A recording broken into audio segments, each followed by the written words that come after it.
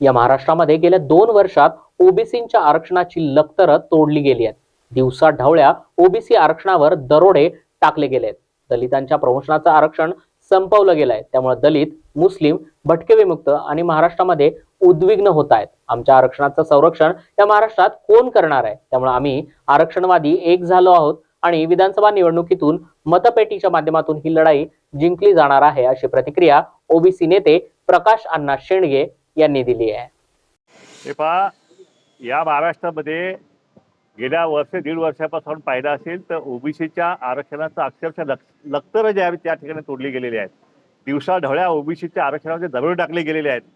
त्या ठिकाणी दलितांचं आरक्षण सुद्धा जे आहे ते प्रमोशनमधलं आरक्षण तेही संपवलेलं आहे आणि आता क्रिमिनलच्या नावाखाली तेही आरक्षण संपवण्याचा घाट या महाराष्ट्रामध्ये टाकला जात आहे।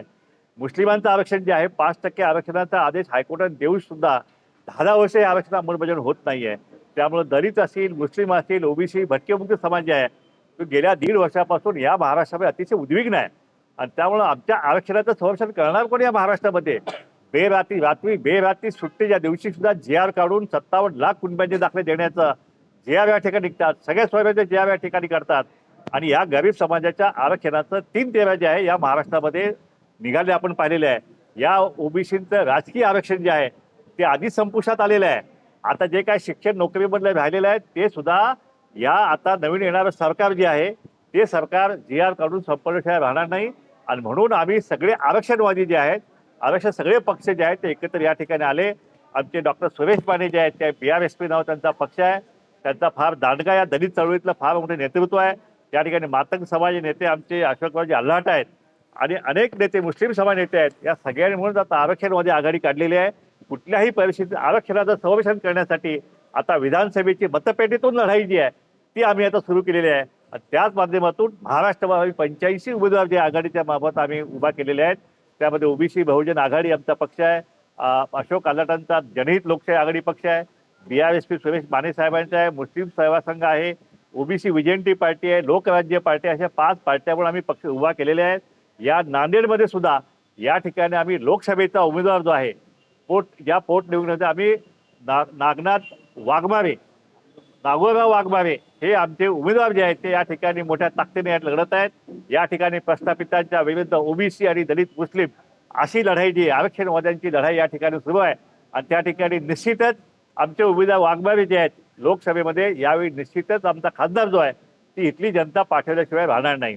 या ठिकाणी भोकर मतदारसंघ आहे, अशोक चव्हाणांचा मतदारसंघ आहे, तो त्यांची मुलगी त्या ठिकाणी उभा आहे आणि त्या ठिकाणी आमचे नागनाथ घिसेवाडजी आमचे उमेदवार आहेत। त्यांनी फार मोठं आव्हान त्या ठिकाणी उभा केलेलं आहे आणि कदाचित 23 तारखेला आपल्याला निश्चितपणे निकाल येईल की अशोक चव्हाणांची मुलगी पडलेली आहे आणि आमचे ओबीसी आणि दलित आणि मुस्लिमांचे नेते आमचे नागनाथ घिसेवाडजी हे निश्चितपणे विजयी झालेले आपल्याला पाहायला मिळतील। या ठिकाणी नांदेड उत्तरमध्ये आमचे श्यामसुंदर जाधव हे आमचे उद्योगपती आहेत। त्यांच्या दुकानावरती मराठा समाजाने हल्ला केला, 500 मराठा समाजाच्या कार्यकर्त्यांनी हल्ला केला आणि त्या हल्ल्याचे बळी असलेले त्या उद्विग्नतेतून ही लढाई आपण लढली पाहिजे। म्हणून या नांदेड उत्तरमध्ये हे माळी समाजाचे नेते आहेत, ही लढाई ओबीसीच्या आणि दलित आणि मुस्लिमांच्या वतीनं आरक्षणवादी आघाडीचे ते लढत आहेत आणि निश्चितच या ठिकाणी 80% समाज जो आरक्षणवादी आहे। त्यामुळे या नांदेड जिल्ह्यामधल्या सगळ्या जागा ज्या आहेत त्या जागा आरक्षणवादी आघाडीचे उमेदवार जिंकल्याशिवाय राहणार नाहीत। लोहा कंदाची काल आमची प्रचंड मोठी सभा त्या ठिकाणी झाली। गल्ल्या बोळामधून आमचे तरुण जे आहेत एकच पर्व ओबीसी पर्व म्हणून घोषणा देत आहेत, आक्रोश करत आहेत आणि दिवसा ढवळ्या आमच्या नेत्यांच्यावर त्या ठिकाणी हकेच्या गाडीवरती दिवसा ढवळ्या हल्ले होत आहेत। म्हणजे आम्हाला प्रचारापासून सुद्धा ही प्रस्थापित मंडळी त्या ठिकाणी आम्हाला परावृत्त करत आहेत। कुठल्याही पेक्षाचं आमची मुलं जे आहेत आता या ठिकाणी उभा आहेत। आमचा चंद्रसेन पाटील जो लोहाकर्णामध्ये आहे, तुम्हाला 23 तारखेला निकाल कळेल 1 नंबरला जागा कुठली येणार असेल। सकाळी पहिलाच निकाल त्या ठिकाणी चंद्रसेन पाटील हे विजय झाल्याशिवाय त्या ठिकाणी राहणार नाहीत।